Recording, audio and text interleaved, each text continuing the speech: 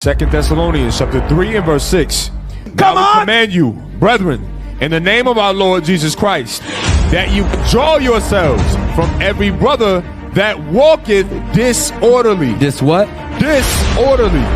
Notice it says disorderly. This can go to various things conduct-wise that now we need to separate from you because your conduct is off. You do not have good behavior. You could be shaming the ministry with your actions.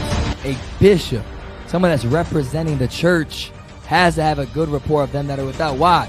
Because we are surrounded by those that want to shame the ministry. We're surrounded by popular persuasions, media, those that try and lay a snare and trap privily. So it behooves you to put somebody in a position that isn't going to shame the ministry when they're outside of the body.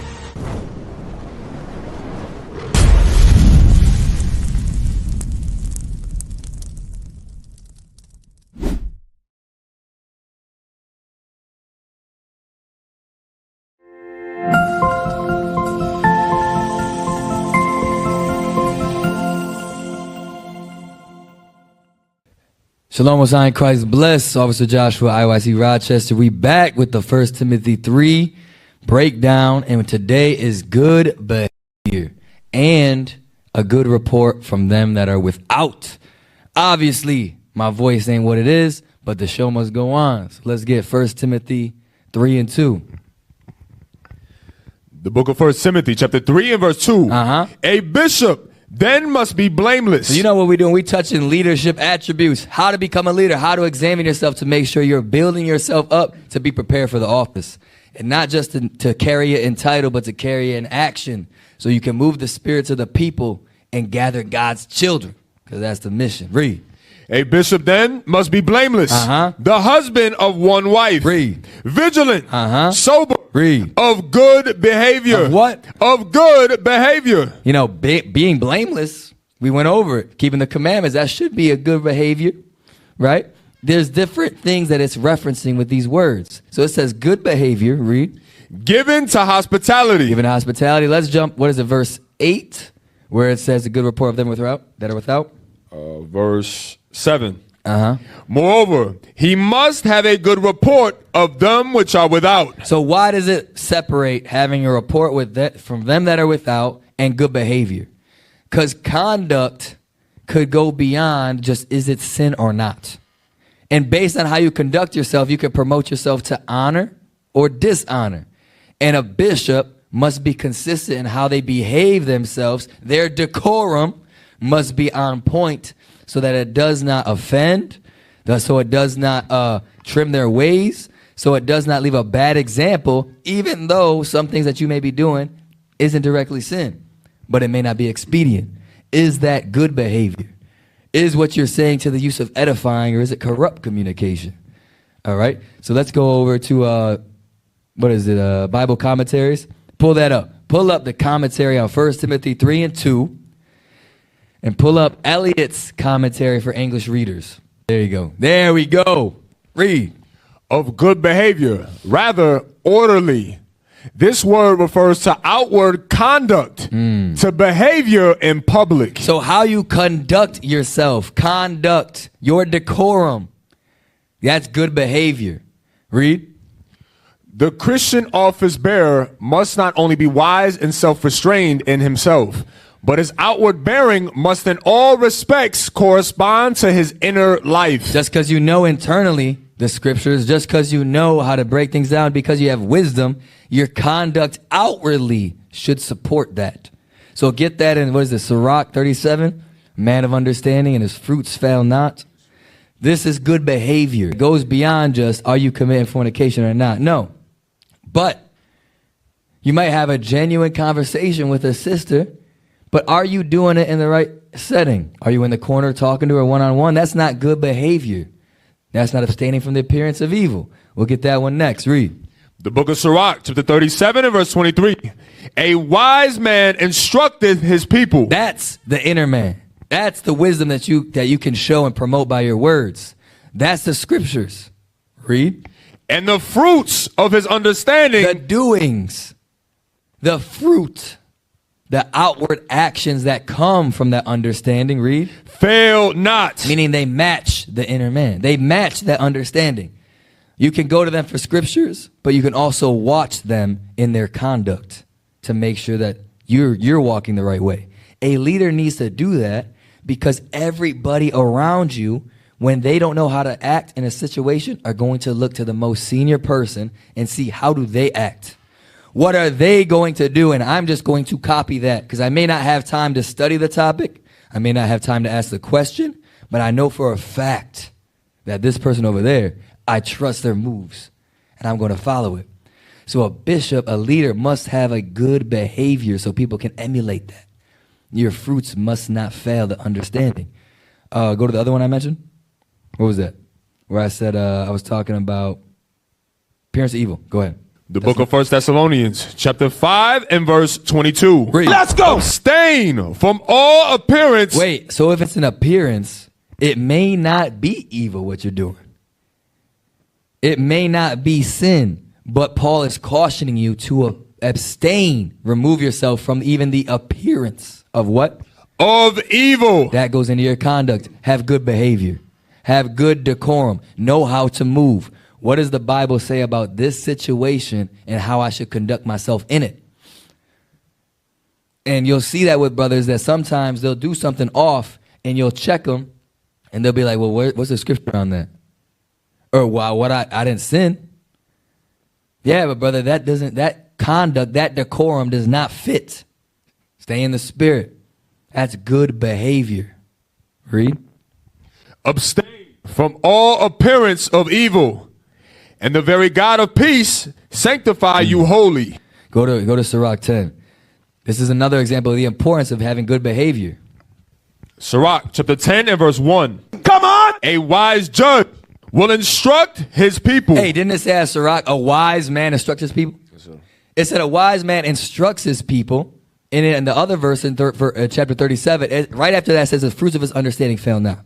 So now it's saying that same wise judge instructs his people. It's separating the instruction from the conduct because you could have one or the other or both. Read. And the government of a prudent man is well ordered. As the judge of the people is himself. Now, as the judge of the people is, and it doesn't matter if you're saying the right things, it's how you act. As you act in the congregation, read. So are his officers. So are his officers. The way he is, his body is. The way he acts, they'll act. The spirits you let into your life are the spirits you let into the body. Straight up. So you have to watch your conduct. It may be lawful, but it may not be expedient. Did not Paul say that? Is that it on that verse? No, sir. Read the rest of it and then we'll go to that. And what manner of man the ruler of the city is. What manner of conduct that man has. Read. Such are all they that dwell therein. Now everybody's going to take on those spirits. Why? Because if there's a brother that's 1 year in the truth, a sister that's 2 years in the truth, and they don't know how to move, something happens in the body. Who are they looking to for the example? You. If you do not have your conduct in line with the scriptures, they will copy you. And you'll find out later when the congregation's in disarray, you'll try and check something and be like, well, didn't you? Or I thought that. I thought you said. Or when this happened, I saw you. The conduct needs to match the understanding. And that's why it's part of 1 Timothy 3 of good behavior. Because you can deceive the congregation with your actions, and just what you say and what you teach will not always hold weight and overcome your actions. There's that saying where you teach two ways. You teach with your words and you teach with your actions. Good behavior is teaching with your actions. The wisdom in teaching and being apt to teach, that's teaching with your words. They're separate in 1 Timothy 3 for good reason. Read. The book of 1 Corinthians chapter 10 and verse 23. Come on! All things are lawful for me. So you might not be in sin. You may still be blameless. You may still be upright. Read. But all things are not expedient. But that thing you're doing is not expedient. Is it a sin to pull a precept if we're studying? No. But decorum says, if you aren't the superior, mind your time, mind your tongue. Now, you may be a superior dealing in the scriptures. Now you come in and try and add to the scriptures. Can I get a precept on that? It may not be your time. Was it a sin? No. But what it did expose was your lack of restraint, discipline, and lack of good behavior. And that comes from somewhere. That could come from your pride, arrogancy, variance, emulation. In that moment, you let it out. The good behavior did not come forth. It was an evil action. It was not expedient for the time. You did not show good behavior. You have to have a track record of knowing how to conduct yourself as a leader. That comes from time, experience, exposure to those your superiors so they can teach you the right way to move in certain situations. And you have to study the scriptures because the scripture gives various accounts and advice, counsel on how to move in different situations. Sirach is a good book for that. Decorum, how to move. That's good behavior. Is that it? No, sir. Read. All things are lawful for me, but all things edify not. All things edify not. That edification is what? The action. He ain't talking about teaching. He's saying, is this action lawful? It is. It's not expedient. Why isn't it expedient? Because it isn't edifying the right way. It is not building the congregation in the right way. It'll send the wrong message. And it's better for me to sacrifice my own actions for the betterment of the congregation than just to do what I want in order to say, oh yeah, well, you didn't know that was okay? Or why are you upset? I didn't sin. No, Paul said that you gotta how do you say it with 1 Corinthians 8 with the food sacrifice to idols? He said, if you make a man stumble in their lack of faith, the sin's upon you. So even with food sacrifice to idols, that was good behavior. It's lawful. These are not idols. So we can eat it, but I'm not going to eat it for your sake. Good behavior. Because I know that's not edifying. Knowledge puffeth up. That's the teaching. But charity what? Edifies. So I'm going to sacrifice my ideal state, my ideal desire and how to move for the betterment and the edification of the body. That's good behavior. Is that it? Yes, sir. All right. So now let's go to let's go to James 1:26. James 1:26. The book of James, chapter 1 and verse 26. Let's go. If any man among you seem to be religious. Whoa. Why would they seem to be religious? Because they may, out of a good conversation, seem like they know scriptures. They may be able to teach well. They may have a lot of exposure. So if any man seem to be religious, go ahead. And bridleth not his tongue. But his conduct, his behavior is out of pocket. Read. But deceiveth his own heart. This man's religion is vain. If any man among you seem to be religious, and bridleth not his tongue, and does not conduct himself in the right way, but deceiveth his own heart, this man's religion is vain. This man's religion is vain. He ain't really following what he says he's following. He has the appearance of godliness, but denying the power thereof. Read. Pure religion and undefiled before God and the Father is this, to visit the fatherless and widows in their affliction, and to keep himself unspotted from the world. These are actions. These aren't words. So the fruits of their understanding fail not. All right? Jump to Matthew 5:16. Your religion, your conduct, or your beliefs, your religion or your beliefs will be proved by your conduct. Read. The book of Matthew, chapter 5 and verse 16. Come on. Let your light so shine before men that they may see your good works and glorify. Hey, did they catch it? Did they catch it? Read it again. Let your light so shine before men that they may see. They may what? That they may see. They may see what? Your good works. Not good words. Good works. Good teachings. Good works. So your works, the fruit of your doings must fail not. It is a part of your conduct as a leader to make sure you're on good behavior. That you're edifying through your actions. You are accountable for what the best use of my actions are for the body. It may be lawful. It's not expedient.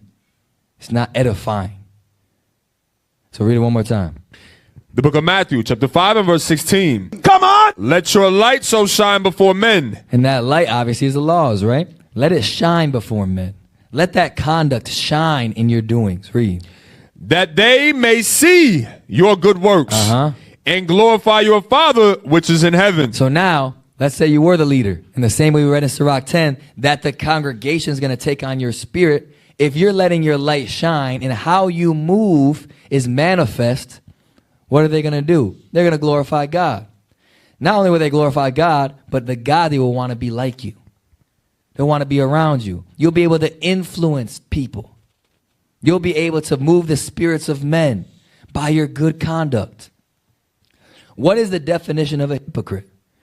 One that teaches, but does not do what they teach. That does not breed a climate of people wanting to be like you. So the conduct or the good behavior contradicted the teaching so much that now the people that are subordinate to you don't want to follow you. That's how much the behavior matters. More than just saying things. Are you doing the things? Because no, we ain't stupid. We're all grown men here, grown women. You can see if somebody ain't dealing the way that they're saying they're going to do. And that can affect the body. Are you keeping yourself blameless in your conduct? All right, read that. Was it Sirach 1 where it talks about being a hypocrite? Take heed what thou sayest. Because that's what it's going into. You want the body to be able to glorify your works. Not just people outside the body, but even in the body. A lot of people are trying to get their life together. So when they see somebody in the body making those steps, especially the leader, they feel like, dang, I can do the same thing. You're inspiring to the people. If you are uninspiring as a leader, you cannot make change. Every single revolutionary that we look at, we want to pattern ourselves after. Your Malcolms, your Martins, your Stokeleys, your Garveys, your Turners, your Prossers. Their actions spoke louder than their words. The way they could move, the way they put their life on the line spoke louder than just the rhetoric. And that pushed people to want to change. What are you going to do to make your stand? Read that. The book of Sirach, chapter 1 and verse 29. Be not an hypocrite in the sight of men. In the sight of who? In the sight of men. What men? Yeah, it could be people out in the world. But who's really going to be critical on your conduct? Don't be a hypocrite in the sight of your men. In the sight of the body. In the sight of those around you. Don't be a hypocrite in their sight. What are they seeing? Your actions. They hear what you say, but in the sight of men, your actions don't match. Read. And take good heed what thou speakest. Now make sure you take heed what you say, because by what you say, what measure ye meet, ye shall also be met. Right? Matthew 7. If your conduct or your behavior doesn't match to the words, it's hypocritical. Take heed so you don't seem like a hypocrite in the sight of men. Read. Exalt not thyself, lest thou fall, and bring dishonor upon thy soul. How would you fall? What's going to happen? Read. And so God discover thy secrets. Thy what? Thy secrets. Thy secret doings. Because your behavior isn't upright. You've been feigning the faith. Read. And cast thee down in the midst of the congregation. In the midst of who? In the midst of the congregation. Those are the same people that were the all men that saw your hypocrisy. Now it's revealed, yeah, they were hypocrites. God gave you time to adjust your conduct to be the leader. Good behavior, to build up to it, to get the experience needed to manage how to move. But now God pulled your ticket and you're exposing the congregation because your good behavior did not match the words. Take heed what thou speakest. Is that it? Because thou camest not in truth. In what? In truth. So now, you didn't come in truth. The things you say, if you don't match it with conduct, because where you're saying it, if you're saying it and you're teaching it, you obviously understand it. You can understand the discrepancies or the subtleties in the scriptures, right? That's what makes you a good teacher. You can understand these things. But when your actions don't line up with the subtleties you know to teach, it shows you didn't come in truth. There's an ulterior motive. What were the reasons you were able to teach like that, or what did you try and take to for advantage sake with those teachings? It could be power, could be influence, could be vainglory, could be variance, could be emulation. It could be all these spirits that God is now saying, do you now see that you didn't come into truth? The reason you were able to say those things but not do those things because there was an ulterior motive in your spirit. Take heed what thou sayest and be on good behavior. Read. Because thou camest not in truth to the fear of the Lord. What does the fear of God do? Let's hold it here and go to Sirach 19 with the performance. Because you came not to truth in the fear of God. It's being very specific what you didn't do in truth. What does this fear of God bring? Read. Book of Sirach, chapter 19 and verse 20. Let's go. The fear of the Lord is all wisdom. Is all what? All wisdom. Let's see if the fear of the Lord and that all that wisdom comes from what you say. Read. And in all wisdom Is what? is the performance of the law. Is good behavior. Is being able to deal right. So when you didn't come up in truth to the fear of God, you didn't come in truth to the performance of the law. But the word sounded good. There's a wise man that teacheth many, read that, but is yet unprofitable to himself. That's why you cannot ignore, that's why I love when Deacon Yashua on one of the trips, he said, you cannot ignore every word in the Bible. Everything is in there distinctly. The commas are there for a reason. The type of word is there for a reason. The reason it said, it changed the word, even though it may mean the same thing, it makes it more effective in that context. And that's very important when you read 1 Timothy 3. Why are these different attributes so important that Paul wrote them down as Timothy's going to go ordain bishops in all these cities? Because these are things that are common, but that we don't consider. Read that. The book of Sirach, chapter 37 and verse 19. Let's go. There is one that is wise and teacheth many. There must be one that's apt to teach, fervent, wise, and understanding. Read. And yet is unprofitable to himself. Yet the fruits of his understanding fail. Yet he's acting as if he's a hypocrite in the sight of men. Yet he doesn't have good behavior.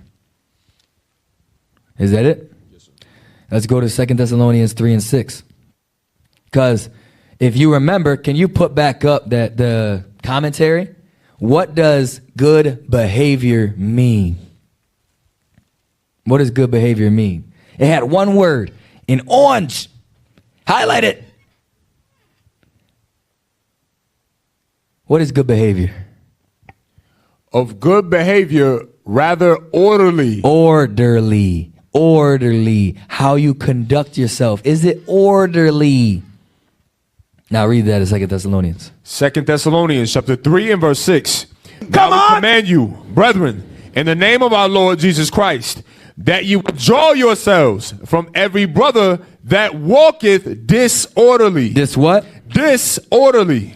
Notice it says disorderly. This can go to various things conduct-wise that now we need to separate from you because your conduct is off. You do not have good behavior. You could be shaming the ministry with your actions. Right? Read. And not after the tradition which he received of us. Go ahead. For yourselves know how ye ought to follow us. For we are behaved. We what? For we behaved. We what? For we behaved. Behaved. Behaved. To good behavior is orderly. Withdraw yourself from those that walk disorderly. For you know that when we were among you, we behaved what? Not ourselves disorderly among you. We didn't behave with disorder.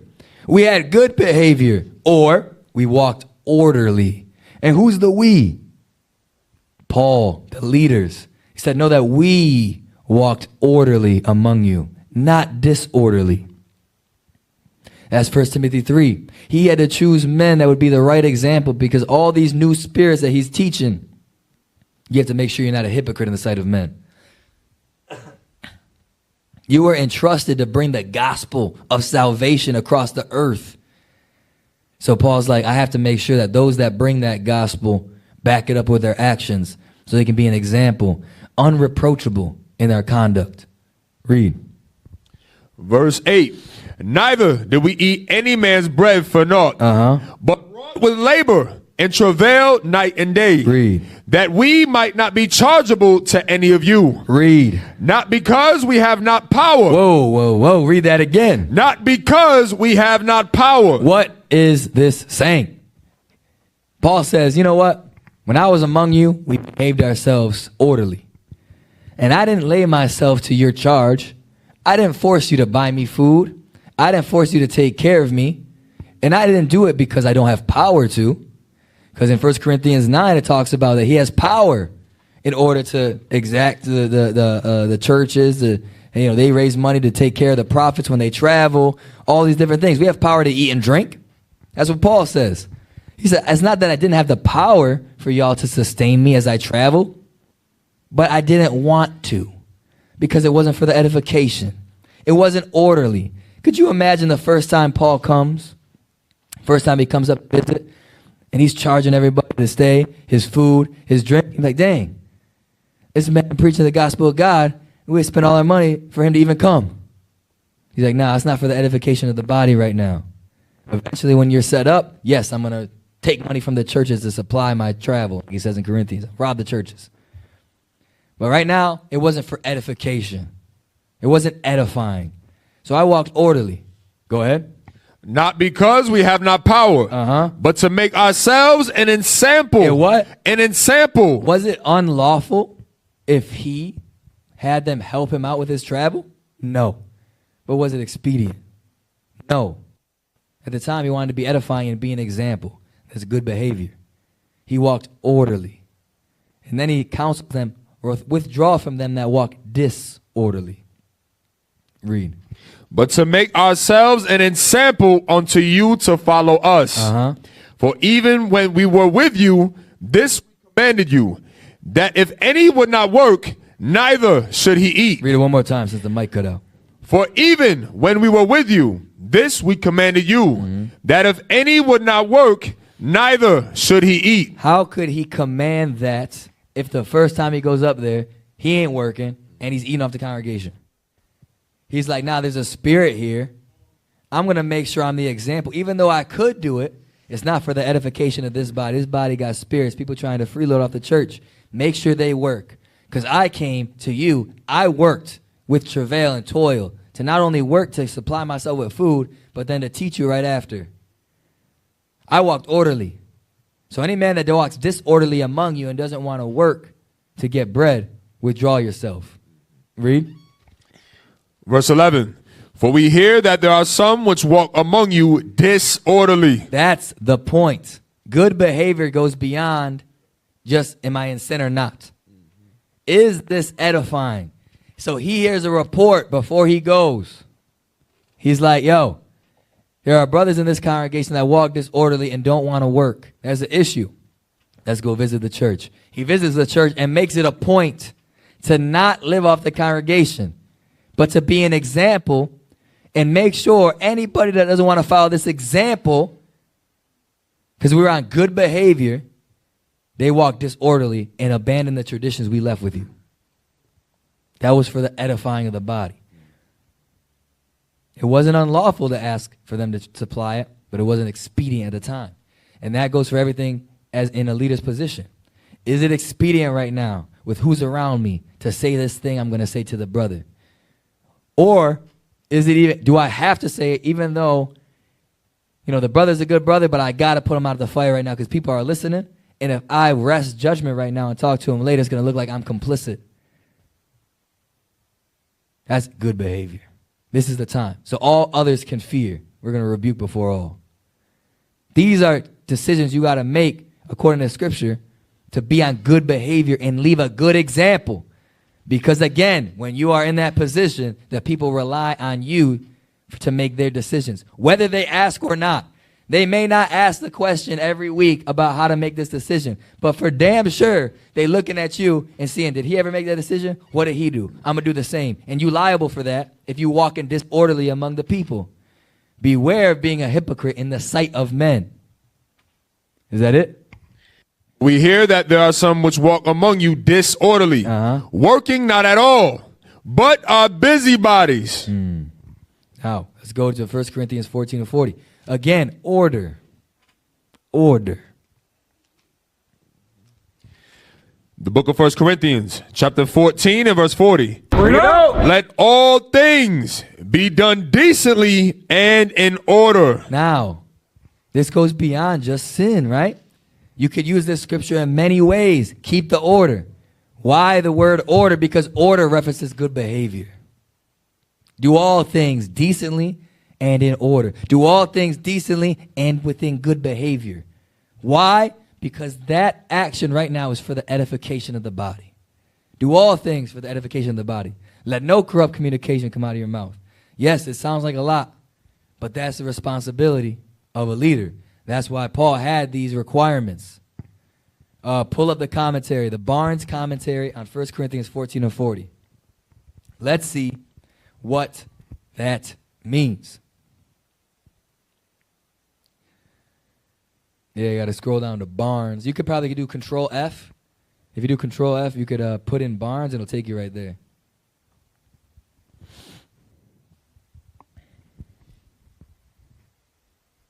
Mm-hmm.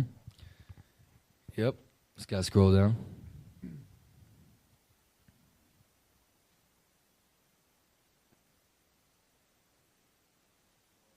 Yep. Go ahead. Barnes notes on the Bible. All things be done decently and in order. So he says, let all things be done decently in order. So what does that mean? Let all things be done in appropriate. In what? In appropriate. That is when it says it's not expedient. You have to make sure it is the appropriate response. It is the most expedient response. Read. And becoming manner. Becoming, meaning does the action line up with your position? When somebody has conduct unbecoming, it's because they don't have good behavior. Their actions do not match their certain position. So as the position rises, like a leader, like a bishop, or as you go up these ranks, you have to have conduct becoming of the position. That's decently and in order. That's good behavior. Read. Decorously. Decorously. That's not a Negro word. People hear decorously and they thinking they putting decorations up. Now, I got the other definition of decorum. We ain't talking about the decoration team. We ain't talking about, what do people put up for decorations? Curtains. We ain't talking about curtains. We ain't talking about wearing no curtain. Read that. What does decorously mean? How do you got to act decorously? We're going to go back to that commentary, so don't X that out. But we want to know what it means to be decorous or to have decorum. Read. Oh, my bad. He ain't even got it up for you. Apologies. Help. We waiting on you. Thank you. Decorum. Appropriateness of behavior or conduct. Propriety. So it's the appropriate behavior. Have the right behavior. Read decorum, the noun, number 2. Decorum, number 2. A requirement of correct behavior in polite society. It's the correct what? Behavior in a polite society. Well, Deuteronomy 4 and 6 says, this shall be your wisdom in the sight of the nations. We are supposed to be a righteous nation. We are a polite society. We have morality and civility amongst the people. So decorum is the right actions to take in the good society for the edification of the body. Proper behavior. Read the other one lower where it says decorum of proper behavior at the bottom. Yep. Decorum, proper behavior, action that is seemly. Not unseemly. Go ahead. And in good taste. And in good taste. That was the right time. You ever been in a conversation with somebody and they do something, you be like, that was weird. What was that about? It's because it was untasteful. It was not tasteful. It was not the good decorum. Unseemly. Let me see if there's anything I want from that. But go back to the commentary. So when it says decorously, you have to behave with the proper behavior. The appropriate actions becoming of the position. Good behavior. That's what Paul did when he went to Thessalonica. He's like, you know what? I got to leave an example. I'm going to do the appropriate thing and not be at your charge because there's brothers among you that already walk disorderly. And if I come and walk like that, it's going to embolden them. That was not the proper response. All right, read that. There, decorously. Decorously, as becomes the worship of God. So remember, it said as a polite society, and now it subs it as decorously as of what becomes of the worship of God, meaning the right conduct to worship God. Read. Let all be done in order, regularly, without confusion. Don't generate confusion. When you generate confusion, even if it's just a little argument, even if it's just discord, even if it's just a little misunderstanding, but you're blown out of proportion, that's not good behavior. That's not decorum. Handle it to the side. Pull it to the side. Let's talk about it later. Let's figure this out. It's not decorum. Wow. Now, why would you break the decorum to bring confusion? Why would you break the decorum? To bring contention, discord. Why would you break the decorum in order to bring these things into the body and not have good behavior? A majority of the time, it's pride.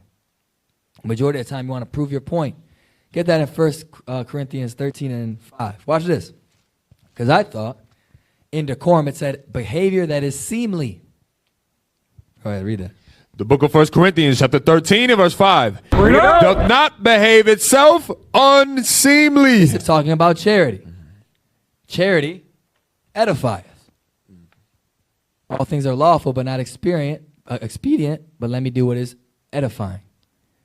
In order for you to sacrifice yourself and the behavior you want to take in order for the betterment of the body, you have to sacrifice your pride to endeavor to keep the unity, to make sure that you don't act disorderly, so you seek not your own. Read that part.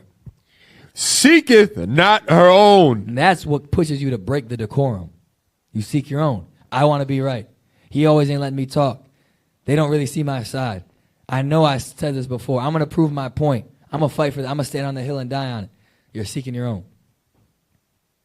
If Paul saw his own, he would only care if he got fed, not what the action of being fed by the congregation would promote among the men that are disorderly. He didn't seek his own.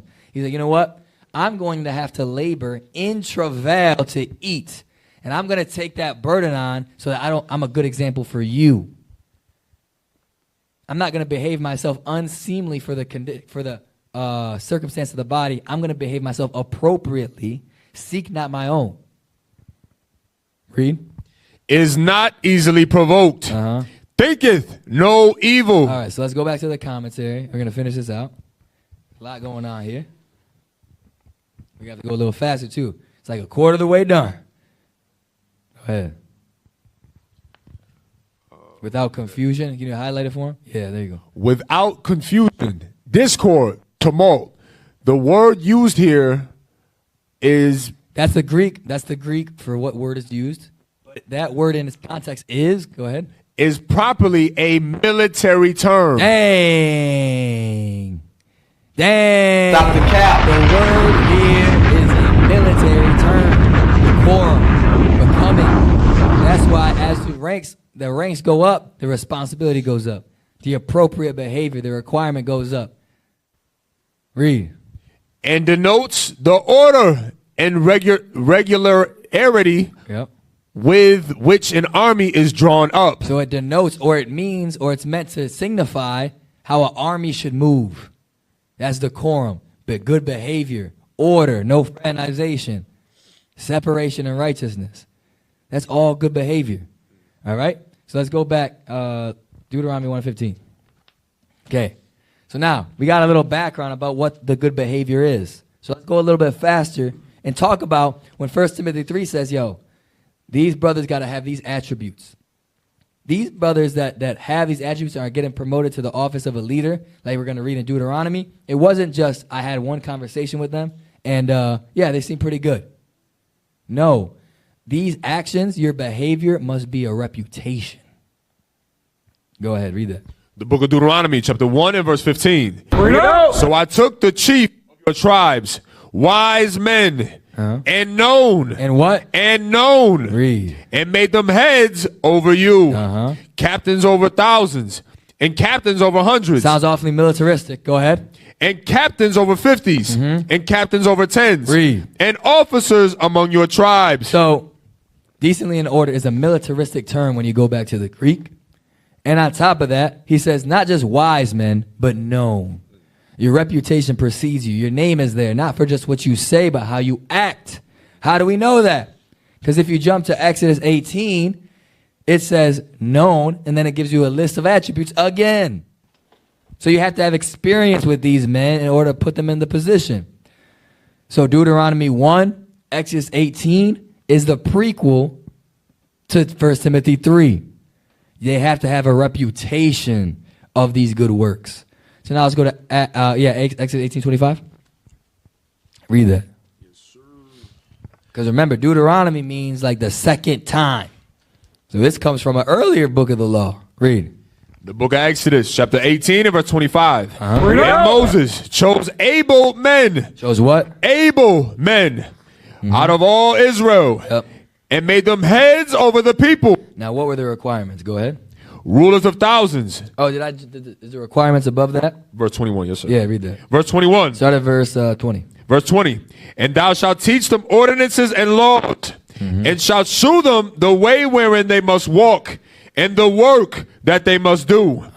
Moreover, thou shalt provide out of all the people able men. There you go. Such as fear God, men of truth, hating covetousness, and place such over them to be rulers of thousands, and rulers of hundreds, rulers of 50s, and rulers of 10s. Again, these are requirements. Why? They have to be the reputation through experience. You must show the good behavior when you move. That brother is not given to covetousness. I saw him deny X, Y, and Z. That brother is able. I saw him handle this, this, and this. This brother is honorable because this, and this. Good behavior, his discernment, all these things. So it's not a one-time thing. It is a reputation. And if you're always found in the midst of matters, getting judged, or being a part of councils where you're getting corrected, you do not have a reputation of good behavior yet. You're not living an unspotted life. You're living unseemly. All right, let's go to Acts 1 and 15. So, you don't think that Paul gleaned from the apostles? Right now in Acts 1, you're going to see the same thing that the apostles did that was mentioned in Deuteronomy, Exodus. Judas has already killed himself, hung himself. There's an open seat at the table for his bishopric. His what? Read that. Read bishopric. Yes, sir. Come on, man. That's good right there. Read that. The book of Acts, chapter 1 and verse 20. What were you going to interview for? For it is written in the book of Psalms, let his habitation be desolate, and let no man dwell therein. Read. And his bishopric. His what? His bishopric. One more time. His bishopric. Let his bishopric. Are we not talking in 1 Timothy 3 about the office of a bishop? Let his bishopric what? Let another take. Now, we're going to let another man take the bishopric. Cool. What are we going to do, and how are we going to screen these men for the bishopric? Read verse 15. Verse 15. And in those days, Peter stood up in the midst of the disciples and said, the number of names together were about 120. So we got 120 men that what? Read. Men and brethren, this scripture must needs have been fulfilled, which the Holy Ghost by the mouth of David spake before concerning Judas, Read. which was guide to them that took Jesus. For he was numbered with us and had obtained part of this ministry. Read. Now this man purchased a field with the reward of iniquity. And falling headlong, he burst asunder in the midst. Isn't that the hypocrisy we were talking about? You get cast down in the congregation, your deeds be discovered. Read. And all his bowels gushed out. And it was known unto all the dwellers at Jerusalem. And so much. Jump to the requirements. Yes, sir. Verse 21. Moreover, of these men which have company with us. 120 men. What of these men? Read. Whereof of these men which have company with us all the time that the Lord Jesus went in and out among us. So there was a requirement that the brothers that took the bishopric had to be there from the beginning. Why? Because there'd be a reputation, consistency, a pattern of good works, pattern of good behavior. So the good behavior comes from the reputation, the name, experience. Not just, I did that right. I can handle the mission. Read. Beginning from the baptism of John unto that same day that he was taken up from us, must one be ordained to be a witness with us of his resurrection. There you go. Read 2 Thessalonians 5 and 12.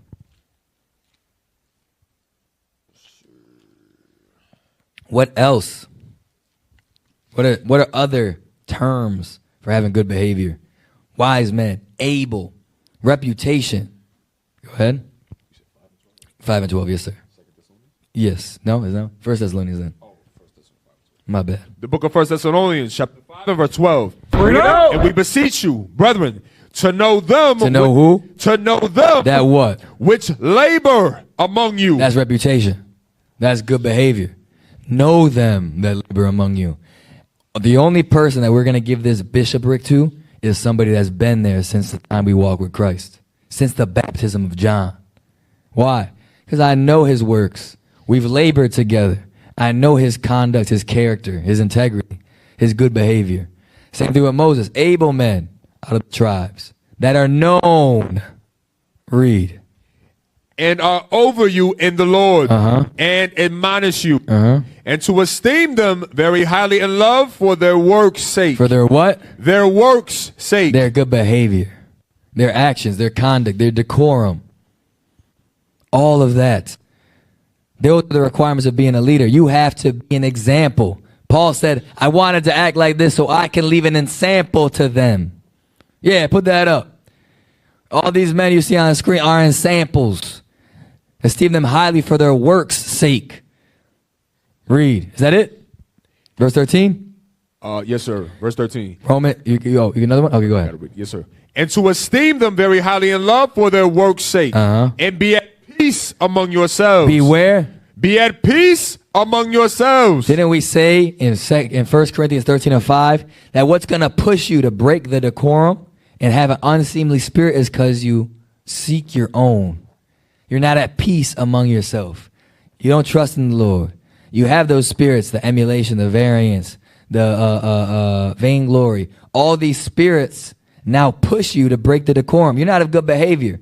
So even though you may fit the bill with the apt to teach, with the wisdom, with the words, your fruits are failing you.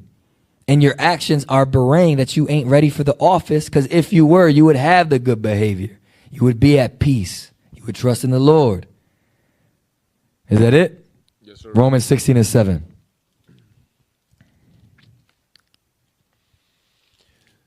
The book of Romans, chapter 16 and verse 7. Salute Andronicus and Junia, my kinsmen, and my fellow prisoners who are of note. Who are what? Who are of note. Note, meaning they're notable. They're known. They have a reputation. Read. Among the apostles. Among who? The apostles. So not only do they have a name, but they have a name among the top men. The men that are going to scrutinize your actions. The men that have the most experience. They've been screened. They've been filtered. They've been purged. And now they're of note among them. Those are the men that you can put in those positions and know for their labor. And they're able. And they're known among their tribes of reputation. Is that it? Who also were in Christ before me. Before who? Before me. Before Paul. Before Paul. There's that respect there because they have a reputation. Longevity. So good behavior is a long route. Like the men on the screen right now. There's longevity there. There's a history there. There's consistency of good behavior. That's the office of a leader. So we all have to aspire to that. All right? All right, let's switch topics a little bit, right? So decorum. We talked about the decorum. Now, this is the thing. Everything ain't just sin or not. We talked about decorum as the appropriate behavior in the situation. So get Luke 14 and 10. I want to give a couple examples of things that aren't necessarily sin, but shows your level of decorum or if you have good behavior. And they're simple. And it goes beyond these things, but these are simple things. Go ahead. The book of Luke, chapter 14 and verse 10. But when thou art bidden, go and sit down in the lowest room. So now, if you're among leaders, if you're among other strong men, the apostles that were in the truth before you, like Paul said, what should you do? Sit in the lower room. You should have decorum about where you place yourself. Read. That when he that bade thee cometh, he may say unto thee, Friend, go up higher. Then shalt thou have worship in the presence of them that sit at meat with thee. So now, when you're at that location, they can tell you, hey, come closer. Come to the front. Come up higher. That's the right behavior. But do not put yourself in that circle. That's bad decorum. That's bad behavior. It shows there's something there. It may not be thin. You're just sitting in a seat. But there's something there. Right? Yeah, put that up. Let's say you're a senior officer, right? The leadership says it all the time. Let's say you're a senior officer. But everybody, you're the most senior officer, but everybody in this picture is a soldier and a soldier through 20. You out the frame. You in the back. That's wrong. Because according to the decorum, you should be in the front. They should make space. And if those men have an issue with that, they're not on good behavior. And you should want to be there, because if not, as a senior man, you don't got good behavior. You ain't taking your seat. Why? Because there's probably sin in the midst. There's probably issues in the midst. So it may not be a sin to be in the front row or the fourth row, but the behavior berates the behavior berates the spirit. It shows it. That's why everything must be for the edifying. You must always have good behavior, because it's going to show where your spirit's at.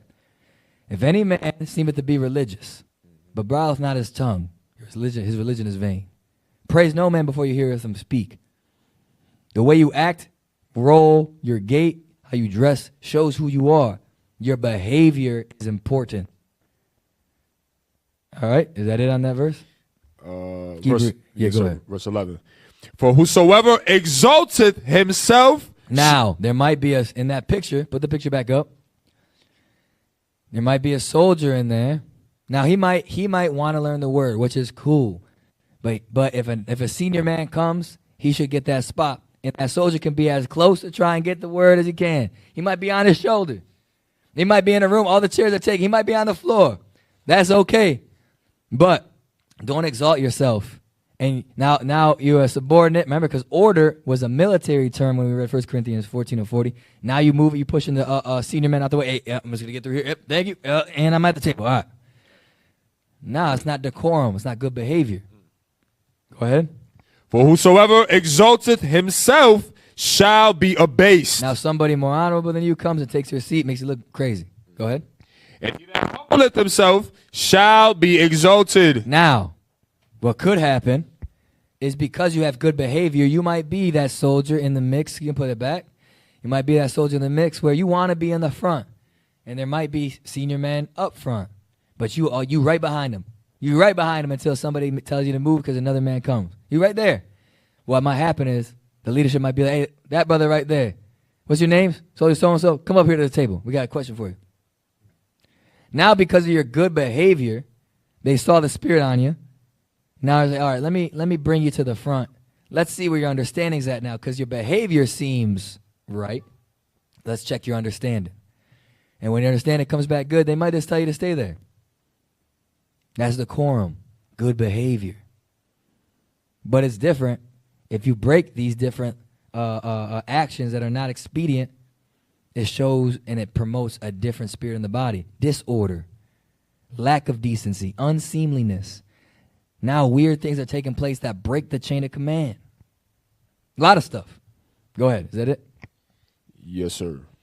Read History of Susanna 1 and 50. Watch. This is an example right here. Because nobody's saying if you're a young man, you shouldn't be in the mix. You should be in the mix. And guess what? Your words and your actions will exalt you to honor. The same way it happened with Daniel. Watch this. Daniel did the same thing. Oh, yeah, my bad. Just 50? Verse 50? Yeah, just 50. Yeah. History of Susanna, verse 50. Wherefore all the people turned again in haste. And the elder said unto him, Unto Daniel, come, sit down among us. It's like a 12-year-old. A 12-year-old. He said, hey, yo, young man, come sit over here. Why? Because his conduct, his behavior, his wisdom, it showed forth. Now he's a man of reputation. Come up here, sit with us. Read.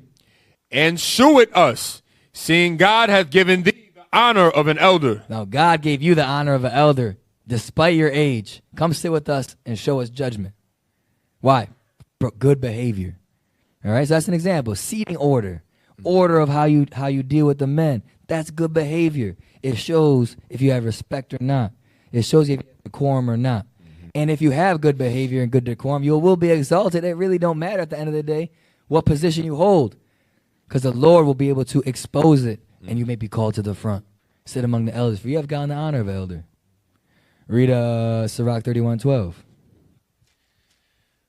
The book of Sirach, chapter 31 and verse 12. If thou sit at a bountiful table. Now you might be at the same table. Now you're eating. Go ahead. Be not greedy upon it, and say not, there is much meat on it. That's the quorum. Don't be a greedy brother, a fatback, in the red, and now you're at a table and you finna eat everything. You gonna eat that? You gonna eat your sandwich? Is it? Brother, hey, you ever sit next to a brother, a bigger brother, and you eat half your sandwich and you put it up for later? They'd be like, well, you didn't like it? I heard a big brother in the back laugh, so that means I'm right. He's like, yo, you close it, you didn't like it? What he really saying is like, you gonna eat that? You want that? You want to eat that? All right. So now there's this certain decorum to have. Don't be unsatiable. Read verse 16. Verse 16. Eat as it becometh a man those things which are set before thee, and devour not, lest thou be hated. Now, you might devour the food. Why would you be hated because of it? It's the wrong decorum. It's unseemly. It's off. It's weird. Is it bad if you eat 3 tacos or 4 tacos? It could not be sin. Some brothers have a bigger appetite. They might work out, whatever, but it's unseemly. It's not good behavior. There's certain little things in conduct that could promote you to honor or dishonor. Read. Verse 17. Leave off first for manners' sake. Now, the same way there's a seating order, there's an eating order. Right? You should have respect. I'm not going to put my hand out first. Read. And be not unsatiable, lest thou offend. Lest thou offend. Now, you're in a room full of men, and sisters bring in a bunch of bottled waters, and they only got 2. And because you're insatiable, you ain't got no decorum, no discipline, you about to snatch the water bottle out of the sister's hand. Yeah, I'll take that. Not knowing that there's a bunch of men over here that are the leaders, or a bunch of men over here that have seniority, and you just take that, yeah, I'm thirsty, thank you. No decorum. Not good behavior. You're not reading the room right. There's something off. May not be sin, but there's something off. And your actions berate it. Is that it? Verse 18? Verse 18, yes, sir. When thou sittest among many, reach not thine hand out first of all. A very little is sufficient for a man well nurtured, and he fetcheth not his wind short upon his bed. All right, Sirach 32 and 7. Seating order, eating order. These are little things in conduct. Now, speaking at the right time. It may not be a sin, like we mentioned earlier, to pull a precept. It may not be a sin to add to the conversation. We're just in the conversation. What is the time? Is this a good time to speak or not? Do I have the floor to speak or not? Go ahead, read that. The book of Sirach, chapter 32 and verse 7. Speak, young man, if there be need of thee, and yet scarcely when thou art twice asked. Read. Let thy speech be short, comprehending much in few words. There's a lot here. Speak when is need of thee. When you do speak, speak minimally. If you a big talker, a babbler, and you don't observe the time, you breaking the decorum. Is it a sin? At the moment, no, you're just talking. But it's not good behavior, and it shows it's an issue internally. Out of the abundance of the heart, the mouth speaketh, and you felt like it was a good idea to babble at the wrong time, and you felt like that was okay. Why? Something's going on. And that's when you'll see leadership pull the thread. Yo, why'd you do that? You've been doing this, and this all week. It's time to talk about it. Now, by the time you talk about it, half hour later, an hour later, we in a whole different conversation. We asking about why you committing fornication rather than why did you say that in the circle? Because your speech berated. There was something going on, and the behavior exposed it. It may not be a sin, but it comes from somewhere. And now you pull that thread, and your ticket pulled, and you cast down the congregation because you came not in truth to the fear of God. Read. Let thy speech be short, comprehending much in few words. Be as one that knoweth, and yet holdeth his tongue. It's okay to know something and not have to say it. Why would you say something or feel like you have to say something in the midst of superiors? Because you seek your own. I want to make myself equal. I want to make sure my word is heard. That's, like we said in 1 Corinthians 13, that's what will break the decorum. Seeking your own. Read. If thou be among great men, There you go. make not thyself equal with them. And when ancient men are in place, use not many words. That's the appropriate behavior. Decently and in order. All right. Is that it? Yes, sir. Go to 20 and 7. Sirach. The book of Sirach, chapter 20 and verse 7. A wise man. A what? A wise man. Will do what? Will hold his tongue till he see opportunity. A wise man will hold his tongue till he sees opportunity. Why? Because the decorum, good behavior, this is the right time to do it. Wisdom comes from that. But the wisdom was portrayed through your actions, not the words. Because if he spoke it out of time, it doesn't matter if it was right or not. There's a scripture in Sirach that says that a wise word out of time. That's where we're going back to the beginning of class where the actions is separated from the words. You could speak a good game, have the right understanding, but the actions don't align with it, and it erases the wisdom. It erases the edification of what you said. You know where that's at? You got it? Go ahead. Verse 20. A wise sentence shall be rejected when it cometh out of a fool's mouth. Why? For he will not speak it in due season. Not the right decorum, not good behavior. He didn't see the right opportunity. He passed on, and now he doesn't speak it in due season, even though it was a wise sentence. It might have been the right precept. It might have been the right question, but at that time, it wasn't right. And now it's rejected. And now you're looking at everybody like, well, isn't that aren't we studying the Bible? And now you mad at everybody checking you, but you didn't observe the time. And even though it was a wise sentence, it's going to get rejected because the decorum, the good behavior matters. How you conduct yourself matters because it shows where your spirit is at. Something pushed you to use that wise sentence out of time. Maybe you thought it was so wise that the wisdom would shadow the judgment of those you said it to promote yourself to honor. Because it's ulterior motives. All right? Is that it? Yes, sir. All right. I think it's verse, what was that? Verse what? That was verse 20. Is 27 say promote yourself to honor? Yes, sir. Read that one. Verse 27. Let's go. A wise man shall promote himself to honor. Sirach 20, if you want to learn how to speak and when to speak, this is a good chapter on how to conduct yourself verbally. Right? He says a wise man will promote himself to honor. Why? With his words. With his words. That wise sentence wouldn't be rejected, but rather it would be a showing forth of your wisdom like Daniel. And then after you say a wise sentence in opportunity at the right time, the elders would be like, oh, well, sit among us. You've gotten the opportunity you've gotten the lot of an elder from the Lord. A wise man will promote himself to honor with his words. Read. And he that hath understanding will please great men. Well, what? Will please great men. That's the history of Susanna 50 with Daniel. He pleased great men. Now he sits among the great men. Conduct, decorum, how to speak. All right? Let's go to Sirach 8 and 8. Try and go a little faster. Now, other conduct. Are you a servant to your leadership? Good behavior. Do you serve great men with ease? Read that. The book of Sirach, chapter 8 and verse 8. Despise not the discourse of the wise. You despise the discourse of the wise, you won't be there. It's not good behavior. I thought you were trying to be built up. I thought you were trying to take you to the next level. How are you going to do that if you despise the discourse of the wise? Read. But acquaint thyself with their proverbs, for of them thou shalt learn instruction. Learn what? Learn instruction. Read. And how to serve great men with ease. You should be able to serve great men with ease. You can only do that with the right behavior. They ain't going to let anybody with the lack of good behavior around them. You weird, shifty. You ain't got no spirit. Now, you're bewraying yourself with your actions. You have to serve great men with ease. That's part of the good behavior. It promotes yourself to honor. Is that it? Verse 9. Miss not the discourse of the elders, for they also learn of their fathers. And you're doing it in the proper order, decently and in order. They followed their elders. They got that experience. You're going to follow them. Follow me as I follow Christ.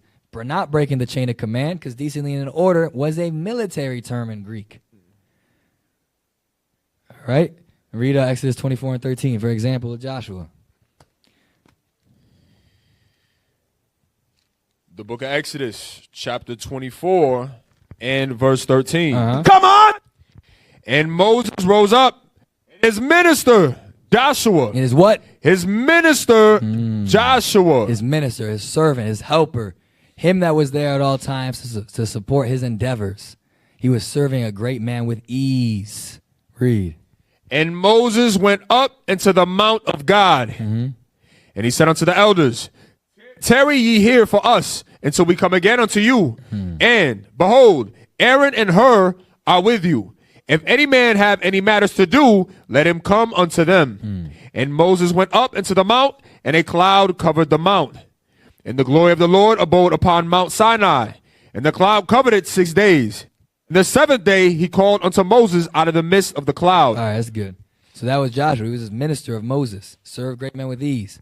Good behavior, right conduct, decorum, respect. All right? So, now, that was all good behavior. There's a lot in there. There's a lot of conduct. You got to study that. That was a little bit of the examples, but as you read the scriptures, it has all these good examples of how to conduct yourself in different situations. That's good behavior. Even when it's not a sin, is it expedient? Is it edifying for the people that I'm around? If I'm a superior, is this going to edify those that follow me? Would I want them to do exactly as I do in this moment? Even though I can be late, is it edifying if I'm late? Because now am I putting a double standard in the body? What do they think? Will I lose respect? Will I gain respect? What if I'm the first one there? Maybe if I'm the first one there, it'll make them want to do better. So the best use of my time is by teaching with my actions. I'm the first one there. Now, they're going to want to be more like you. Dang, he left after and he came before. I got to get on that level. Now you're inspiring. Good behavior. It was not a sin to be 5 minutes late. But decorum and edification was on your mind. You didn't seek your own. You sacrificed yourself like Paul did for the betterment of the church. Good behavior. Now, we also said good report of them that are without. Get that. Did I send that to y'all?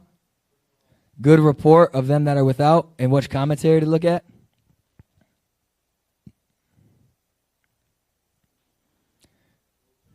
No? I got you right now. Yeah, put it is in David's Telegram.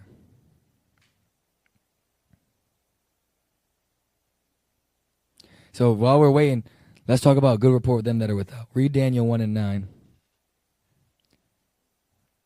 Read that. The book of Daniel, chapter 1 and verse 9.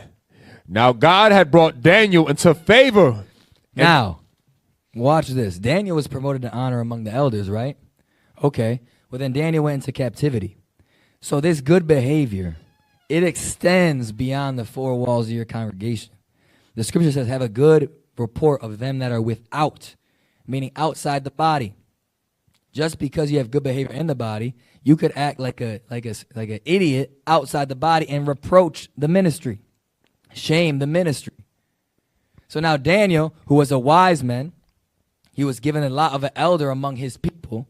Now he's among the Babylonians. So what does it say about him? Go ahead. Now God had brought Daniel into favor and tender love with the prince of the eunuchs. With who? With the prince of the eunuchs. That's not his nation. Read. And the prince of the eunuchs said unto Daniel, I fear my lord the king, who hath appointed your meat and your drink. For why should he see your faces worse liking than the children which are of your sort?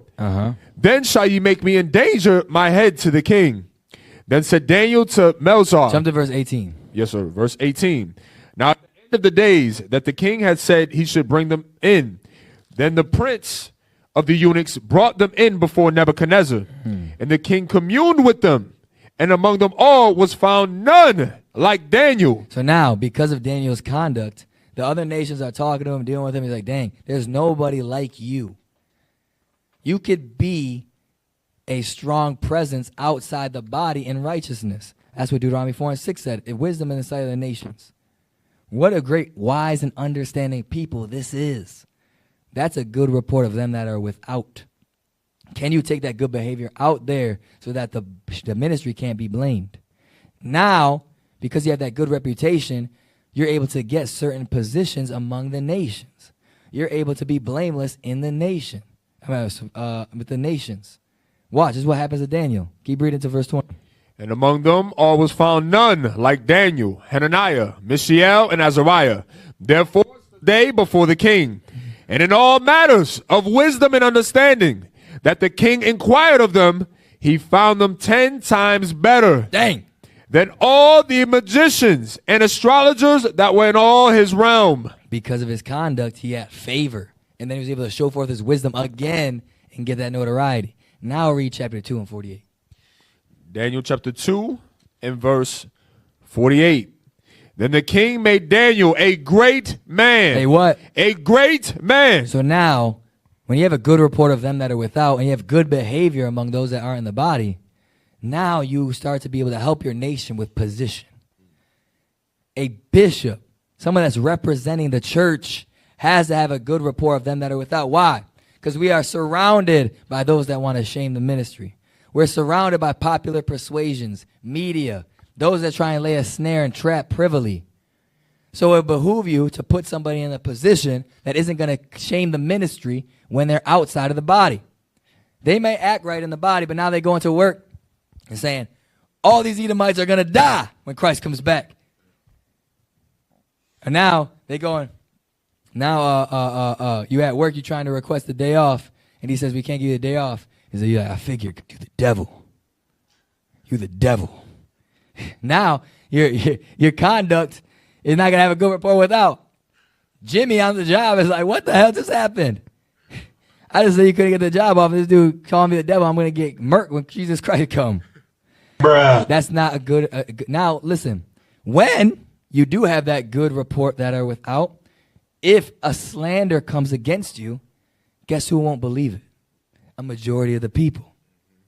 That's how you get people to fight on your side. Didn't it happen? Was it Paul? Where the city came out on his behalf? So Paul, he's teaching his conduct with those that are without the body, whether the other nations or our people outside the body, when they were going to get persecuted, judged, thrown in jail, the people came and spoke for him. That's why when you rub hands with mayors, governors, community leaders, senators, teachers, anybody outside the body, you got to make the right impression. Because there will be a point where you might need to deal with the mammon of unrighteousness. Get that. Get that real quick. And we're going to go back to Daniel, and we got to close it out. How am I doing on time? Perfect. Read. Luke chapter 16 and verse 9. And I say unto you, make to yourselves friends of the... Wait. I thought all the nations were going to be exterminated. I wish I had my voice. Go ahead, read. And I say unto you, make to yourselves friends. That don't mean, hey, and I'm be clear, because I know we got blacks and Hispanics on the line. I ain't saying you going to dinner with nobody. I ain't saying you sharing a steak with Jim. But what I am saying is your conduct around him should be above reproach. So then he looks at you like, hey, you're a good guy. You're a good guy. My Edomite voice isn't working today. Go ahead.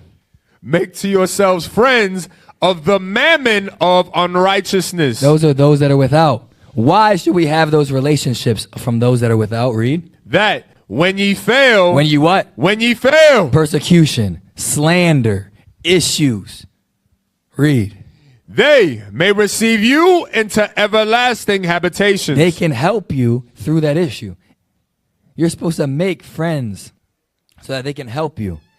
Get Acts 19, get that example from Paur, where the chief man of the city came and he's like, yo, Paul, You want to go over there. He calmed the people. This is how it says for he was like a friend. Disciples suffered him not. Verse 31. 30 and 31. Acts chapter 19 and verse 30. Now, again, he said, make friends with the mammon of unrighteousness, right? Have a good report of them that are without. Extend that good behavior out there, despite what we know the judgments are for them. Read. The book of Acts chapter 19 and verse 30. And when Paul would have entered in unto the people. He was going to go into the people in the theater that were finna tear up Aristarchus and Gaius. Read. The disciples suffered him not. Everybody's like, yo, don't go there, because they are finna stone him in the amphitheater. Read. And certain of the chief of Asia. So these are the mammon of unrighteousness. These are those of position in the government. They came out to talk to Paul. Let's see if they were like, oh, that's that brother that be cussing us out every time he sees us. That's the brother that be calling us the devil. Let's see what he says. Which were his friends. His what? His friends. We know Paul. We know Paul was on the move, traveling from place to place. He ain't going over their house eating dinner. But what he did have was a rapport with them. He had respect from them. His conduct was irreproachable around them. He was mindful to stay in the spirit and be a good example, whether it was in the body or outside the body, because the day will come where you might have to leverage that relationship. I had a neighbor come, story time. It's been pretty long in the class without a story. So we're going to go to story time. This week, I had a neighbor. You know what I mean? A neighbor came. He saw me working on my tractor. Right? He's like, I might need to use your tractor. And my first thought was, hell nah. But the way he said my God! The way he said it was, this is how he said it. He said, I got to go move this in like 10 minutes. I got to move one thing. I don't have my, I'm going to use other machine terms. I don't have my excavator or my skid steer. These are like big machines.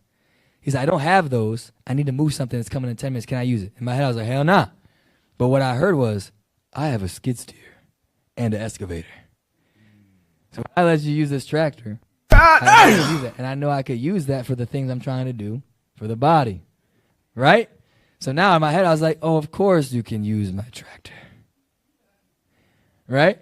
But I put some things in place so I know it wasn't a bad situation. Somebody might ask you, neighbor might ask you to use your weed whack or whatever.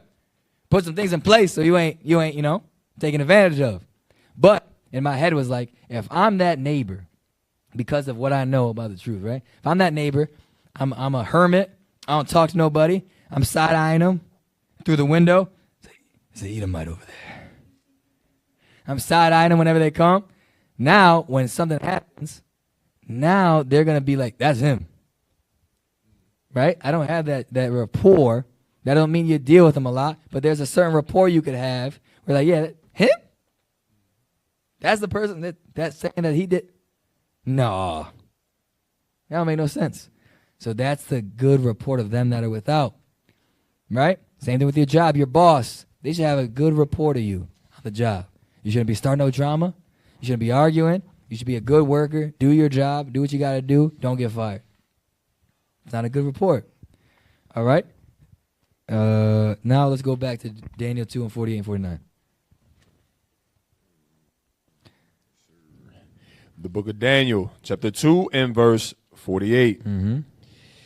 Then the king made Daniel a great man and gave him many great gifts. So there you go. Because of these relationships, the rapport you have with whether it be other nations or those of our people in the world, you're able to be received in everlasting habitations, jobs, help, counsel, different things. Go ahead. And when I say counsel, I mean like on financial matters, get financial help, job help, schooling.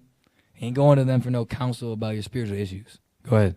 And made him ruler over the whole province of Babylon. So now, after that, he made him ruler over the whole province of Babylon. What's stopping you from being in a position to help your people, whether it be local government, whether it be in different situations, up high in these different positions, to help your people? That's a good thing. But you only get that when you're irreproachable in your conduct and you have good behavior. All right, jump to Joseph, Genesis 39, 1 through 9. Let's read a little fast.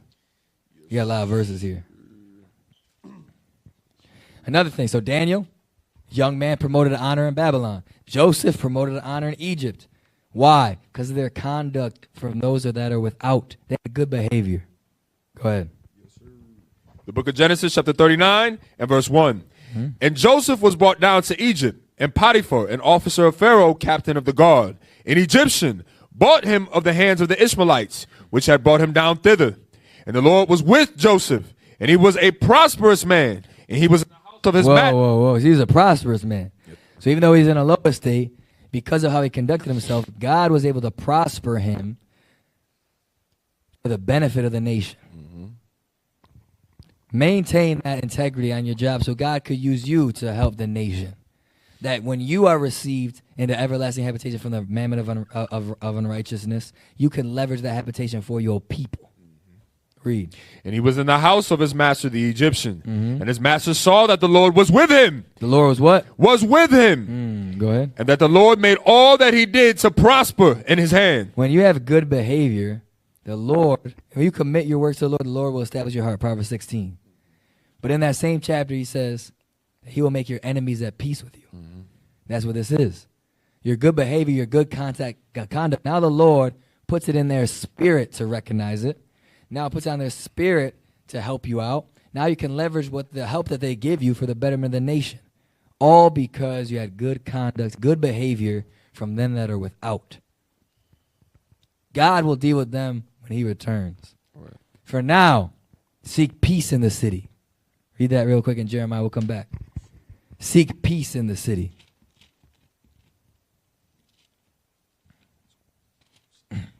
The book of Jeremiah, chapter 20. Was that 15? Oh, wait. This is a monumental moment. You don't know where it's at? Oh, no. I ain't going to do you like that. You got it easy. I thought it was 27. That was 27 and 9, right? Or 29 and 7? What does it do? We stumped him. Mark it on the record, please. The book of Jeremiah. On this day and this time, he didn't know where it was. Oh, Lord. Oh, Lord. Jeremiah chapter 29 and verse 7. And seek the peace of the city. Read. Whither I have caused you to be carried away captives. Now, Daniel, Joseph, they're all in captivity. They were promoted to honor in the eyes of these other nations. God says, seek peace in the city, in these captivities that you're in. That's what we have to do. Good conduct from them that are without. Keep that good behavior going. That is who you are. It is not an act in the congregation. That is you. Everywhere you go, that is you. Is that it? And pray unto the Lord for it.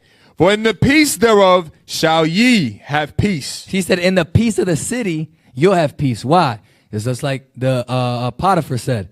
I see that God's with him. Everything is prospering in his hand. I'm going to give him more. I'm going to give him position. He said, pray to the Lord so that that the city has peace so you can have peace. God was with Joseph, gave the increase to Potiphar. Now he's promoted. You do the right thing on your job. Maybe they'll give you those extra days off. You can now go do the work. You do a good thing on your job. Maybe you'll get a remote opportunity. Now you're released for the work. How you conduct yourself matters. The Lord can put the spirit on them to deal with those things. But if you're in that mindset, yeah, I'm in captivity. I got to work for the devil every day. We all work for the devil every day. But are you doing these things so maybe the Lord peradventure will loose your yoke in captivity? Give liberty. Didn't Nehemiah have liberty? He talked to the king. He's like, yo, I need to go to Jerusalem. And the king's like, go forth and prosper. Do what you got to do. Can your job do that? Or are you scared even asking for days off? Because you know damn sure if I miss another day, they know I ain't do a damn thing at work. They going to fire my ass. Oh, Lord. And God forbid I got to get a reference. God forbid I ain't got no friends here. So because your behavior has not been good on the job. Anyway, go back. Genesis 39. Genesis chapter 39 and verse 4.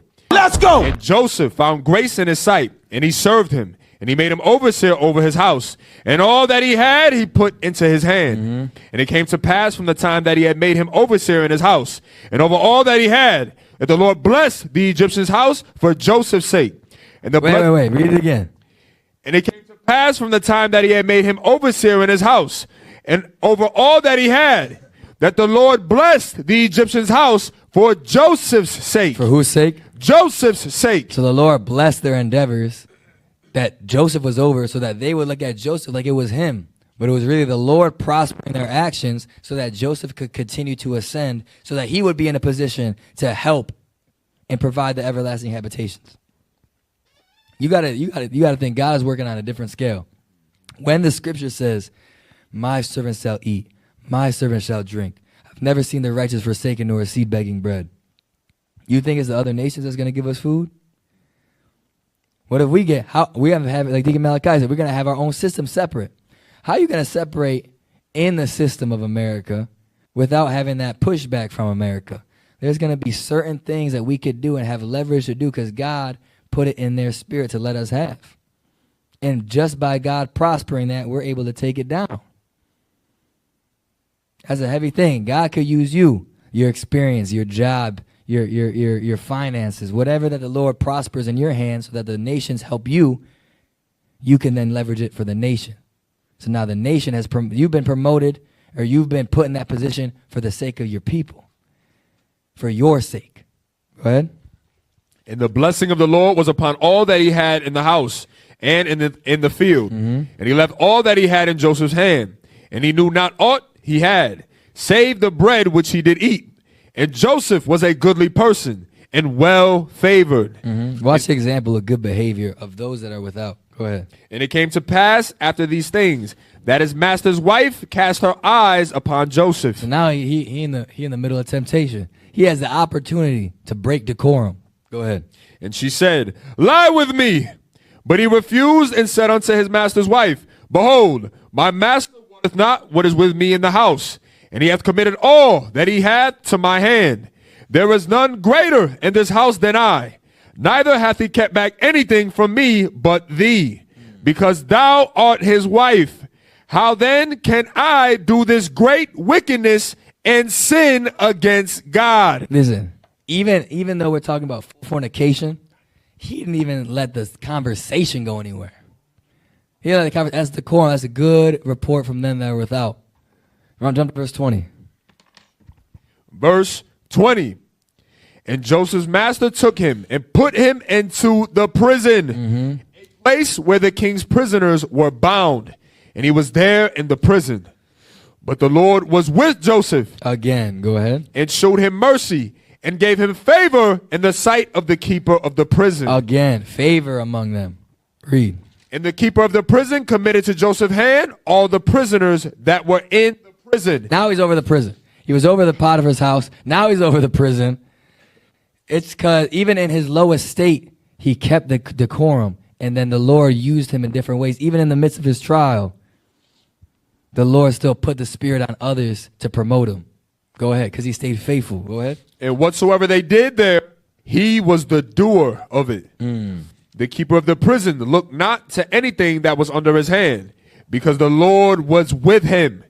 And that which he did, the Lord made it to prosper. Again, the Lord was behind us, so he could have those positions. Now go to 41 and 43. 41 and 42. We're skipping around now. But the same thing.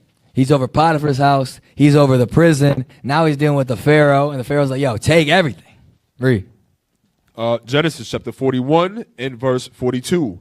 And Pharaoh took off his ring from his hand and put it upon Joseph's hand and arrayed him in vestures of fine linen and put a gold chain about his neck. And he made him to ride in the second chariot which he had.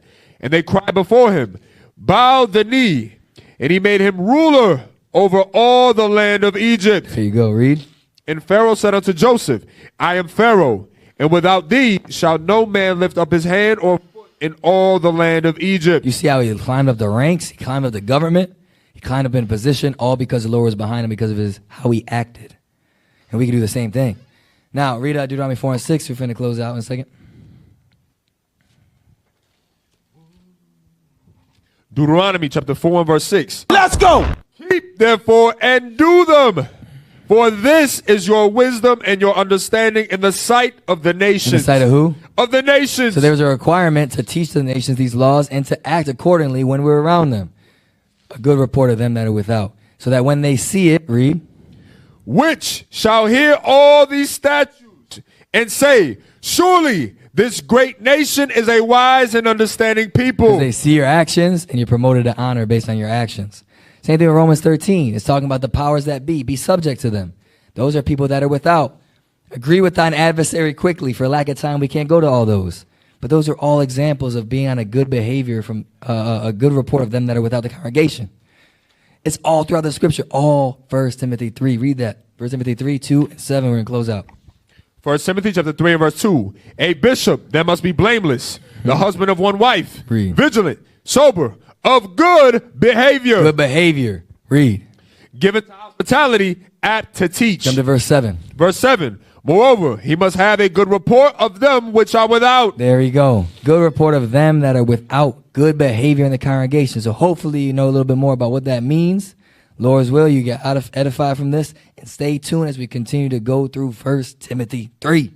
What is a nation? Nation is family.